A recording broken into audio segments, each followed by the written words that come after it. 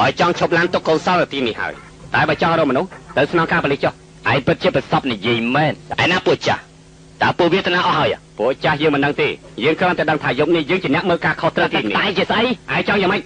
កន្លែងជាកន្លែងរបស់យើងឯងចង់យ៉ាងម៉េចនេះជាកន្លែងរបស់ណាឯងដឹងទេយើងគ្រាន់តែដឹងថាទីនេះជាកន្លែងរបស់ប៉ាតុងសិនតុងសិនចោលមកទៀត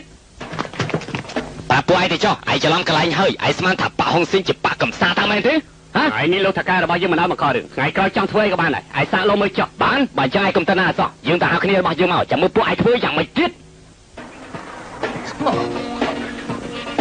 ថាម៉េចអាឡោះបាត់ខ្លួនបន្តមកគេនិយាយថាទីនោះជាកន្លែងរបស់ប៉ាតុងសិនគេកេងកាងខ្លាំងណាស់ពិតមែនហើយពួកគេទាំងអស់គ្នាកេងកាងសម្បើខ្លាំងណាស់ខ្ញុំដឹងហើយណែឯណាលោកថាកែមានកាយដែរមានហ៊ុនដែរទេតែទួយដែរចោះចំណាយលោកខ្ញុំក៏តែទួយដែរខ្ញុំភៀហ៊ុនច្រើនជាងគេតើមានកាយអ្នកទាំងអស់គ្នាបើកបាននៅក្បែរនេះចង់បញ្ចេញការរកស៊ីជាមួយនឹងខ្ញុំ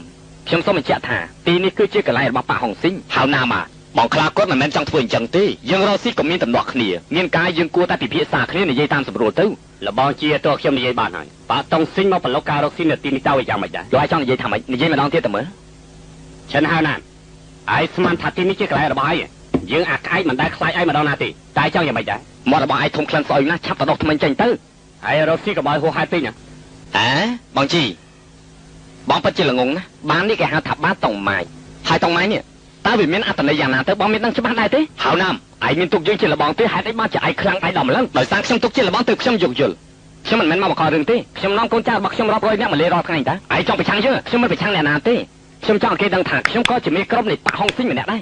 មេប៉ាហុងស៊ីងមានអីគួរអាចារ្យទៅបើសិនជាពួកឯងចង់មកករឿងត្រឡប់ទៅយើងឡើងវិញទៅល្អជាងណែឯងចង់យ៉ាងម៉េចឯងចង់យ៉ាងម៉េចឈប់សិនឈប់យើងគឺជារ៉ូបេសិនមានកាយអាចនិយាយគ្នាបានតើលោកអធិការចង់យ៉ាងម៉េចយើងដើរកាត់ទីនេះយើងត្រូវការផឹកស្រាយើងមិនចង់មានរឿងហៅកើតឡើងទេបានគ្មានបញ្ហាលោកចង់សប្បាយបើអញ្ចឹងយប់នេះប្រកាសជាសប្បាយចិត្តខ្លាំងណាស់មកសុំជើញអ្នកកែបឯងផឹកទៅ